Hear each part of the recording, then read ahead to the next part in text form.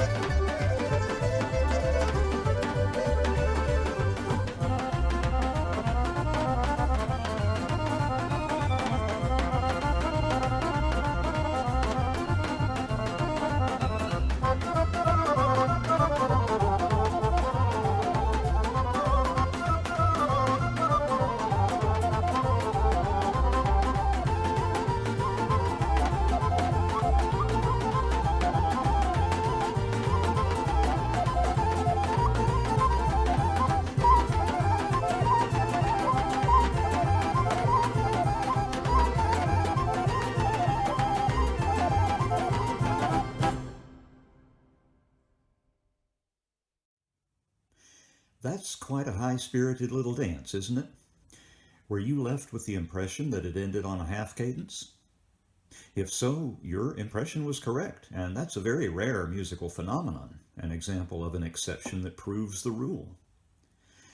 I hope you noticed some really fine playing from those musicians as well, particularly on the part of the accordion player whose fingers must have been just flying over that keyboard at a couple of points. There was also some really infectious playing on the kaval, a folk flute that can be heard on practically every street corner in some Bulgarian cities, played by musicians who are busking for spare change. There are some interesting formal features that I want to lay bare in this presentation, so I'll talk you through it and then play the dance again, this time with a formal outline that I'd like you to follow. The dance follows an arch-like pattern, both in its floor plan, so to say, and also its harmonic content. The formal pattern is A, B, C, B, A, which is obviously a palindrome.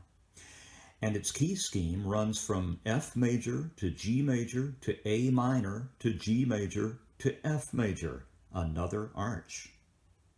All of the phrases are reiterative. That is, each unit that I identified as a phrase in the outline that I've prepared for you is 16 measures long, and most of them consist of two more or less identical halves. That's why you're going to see the word reiterative a lot. Reiterated, if I may put it that way. The one other thing that I think I need to make clear before you watch this formal outline is the meaning of the word Mixolydian, which refers to a slightly darkened version of the major mode. In this context, there's not a huge difference in the sound compared to the surrounding F major music, and you might not even notice it. But I'm a stickler for detail and want to make sure I've covered all the bases. So here it is, a bravo horo dissected into its constituent parts. If you need to watch this part of the video twice to really get it, what's stopping you?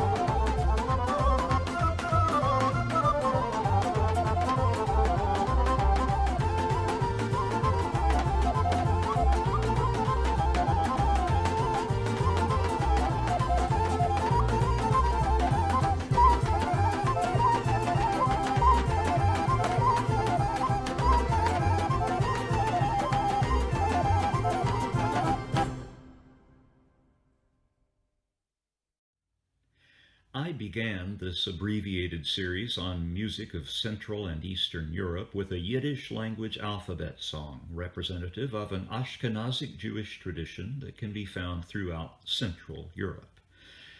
I want to finish it with a Judezmo language song from further south in the Balkans and along the Mediterranean in Turkey.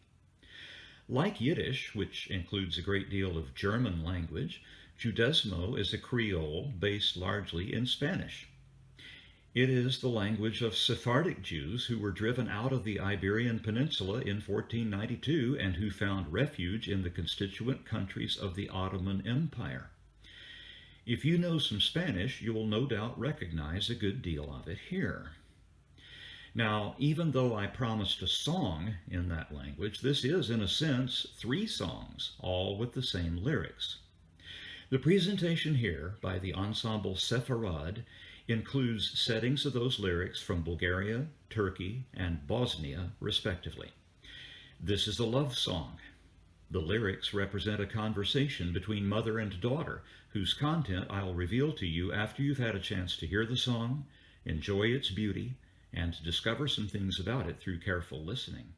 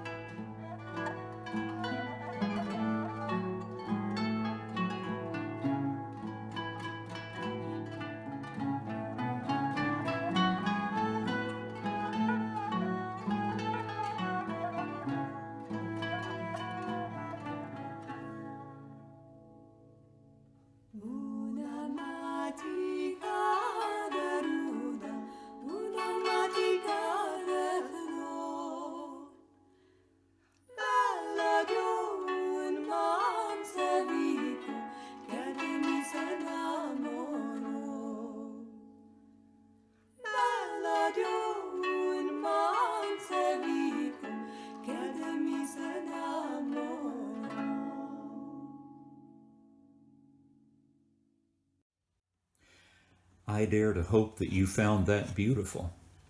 That music is a moment's grace in a world that's mostly so ungracious and hate-filled and narcissistic and stupid and ugly. If you didn't find it beautiful, you need to replay that whole song and give it another chance. If, heaven forfend, you found it boring, you need to recalibrate completely.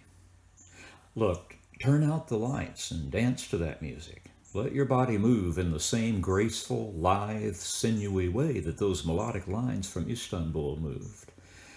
Follow your physical inclinations when your body wants to lean into those gentle syncopations in the setting from Sarajevo.